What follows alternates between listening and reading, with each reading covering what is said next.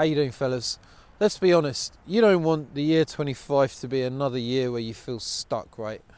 You don't want another 12 months of doing all the things that you don't want to be doing and avoiding the things that you do want to be doing, because that's no way to live your life. Who wants to live a life constantly doing things that they don't want to do, like constantly distracting themselves all the fucking time and just searching for things outside of themselves to feel good? In technology and cigarettes and porn and whatever it is you're doing, whatever your thing is that's taking you out of your body into your head and searching for that thing, you don't want to be doing any of that. What you want to be doing is seeing the things that you want to do, picking them out one by one and then doing them. Say, oh, I want to do this, you then go and do that. That's what you want to be a confident man.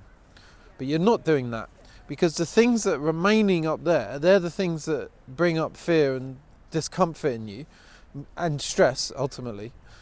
You don't want to feel that stress, that discomfort.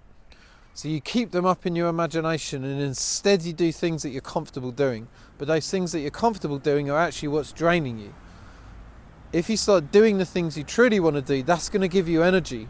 That's going to give you more forward momentum to start really doing more of the things that you want to do. And it almost becomes like a muscle. With each time you pick something out of your imagination or the thought realm that you've been wanting to do, like a desire, something that you've avoided doing, something maybe you want to create and put something out into the world for people to enjoy. If you're keeping it up there, it's just going to kill your confidence more and more. Really, you want to be able to bring in the things that you want to bring into your life. Right, so how do you do that? Remember how I said it's all about stress. It's the stress that you feel in the pursuit of the things that you want to be doing that's causing you to turn back round. And it's not even the stress, it's your avoidance of the stress. It's you not wanting to feel stress. That's all it is. That's all it comes down to. Stress is in the way of everything you want in your life. Everything that you want. You can argue with me as long as you want. If you're not bringing into your life the things that you want, it's because of stress that comes up when you step out into the world and do that thing. So you want to be able to reduce stress. You want to be able to live a more stress-free life, so there's less activation to your nervous system when you step towards your fears, so it becomes more manageable. And you also want to learn how to manage stress in moments of stress, how to bring yourself back down to a state of more calmness. So when your stress comes up and you go into fight or flight, you want to learn how to bring yourself back down to more of a baseline.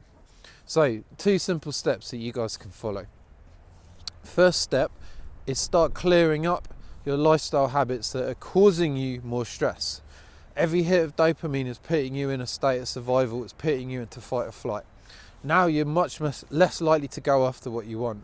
Not only that, you're less in touch with your imagination and the things that you want to be doing in that realm of ideas and creativity, because you're in survival mode. You're less creative. Think about a tribe that was under a threat, right?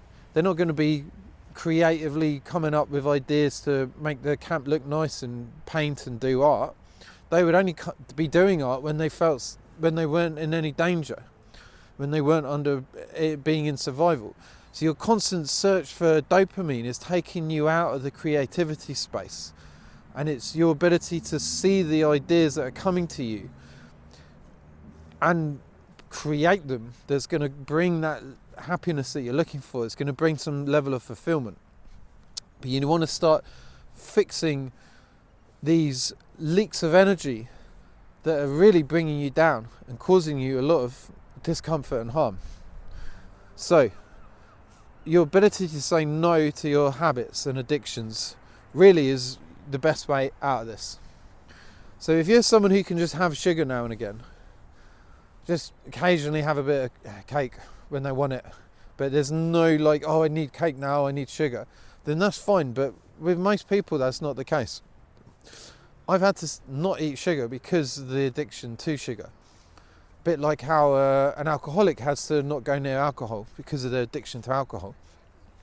And I like to think one day I'll be able to have sugar now and again, like have a bit of cake now and again, without it putting me back into this place of needing it all the time. But right now, I don't feel safe doing that. So I've had to cut out sugar. And each time the urge comes up to eat sugar and I say no to that urge, I empower myself. I become more powerful. I don't think most people truly understand how powerful it is to say no to a habit and addiction.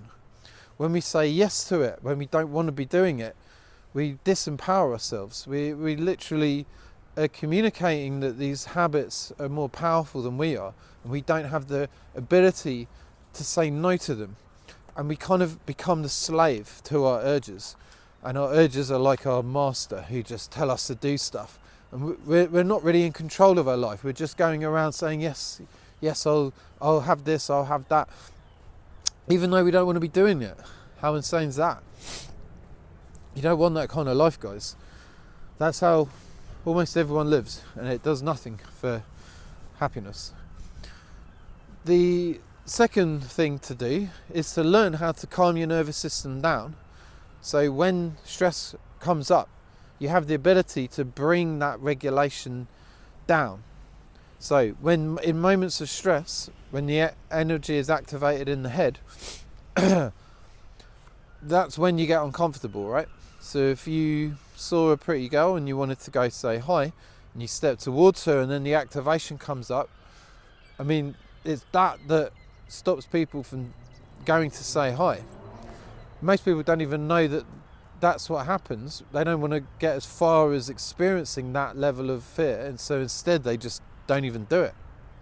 But if you had the ability to remain present when the stress comes up, then there would be no problem. Then you could go do it.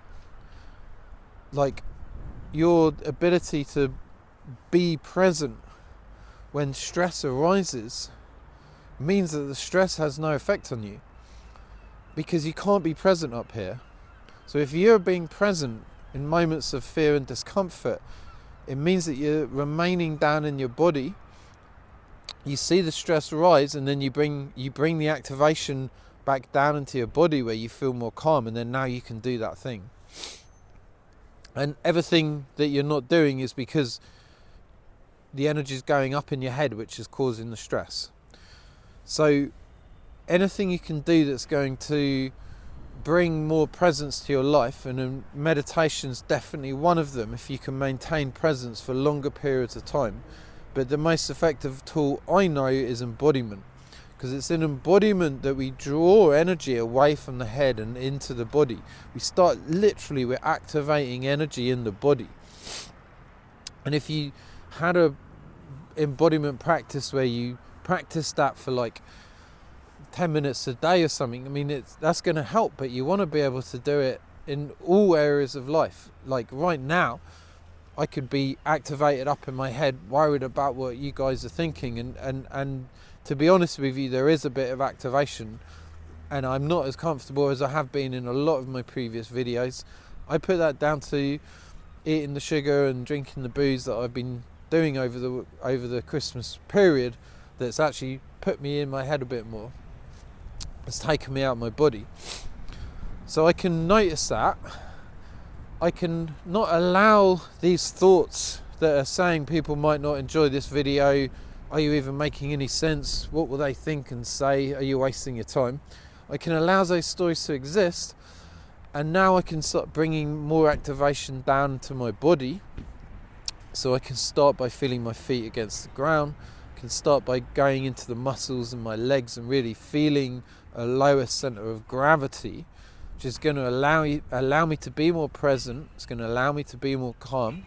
It's going to allow me to think less about how other people are going to receive what it is I'm putting out into the world. And it's going to allow me to tap into more flow states. And I think one of the most beautiful parts of embodiment is is being able to tap into flow states where you're connected somehow, and then you're just allowing the expression to come through you and out into the world.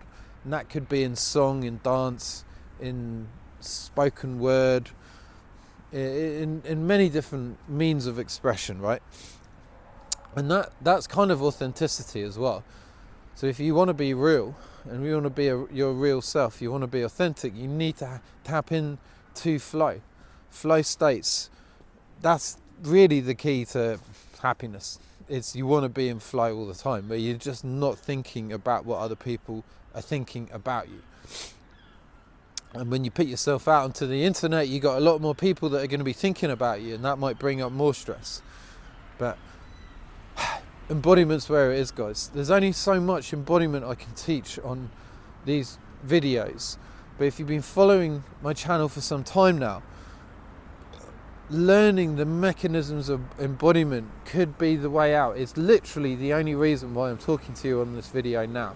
It's literally the only reason why I'm able to run workshops to groups of people and not even plan what I'm going to say.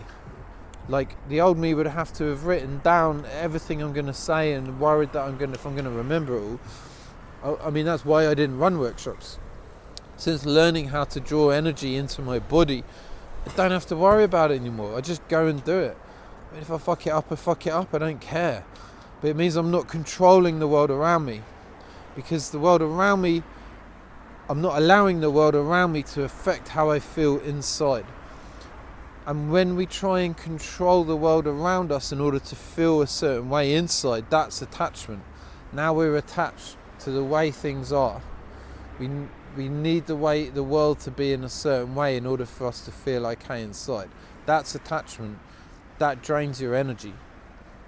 You gain energy by allowing the world and the people around you to be however they need to be, and you are unreactional to that because you control your internal state, not the outside world.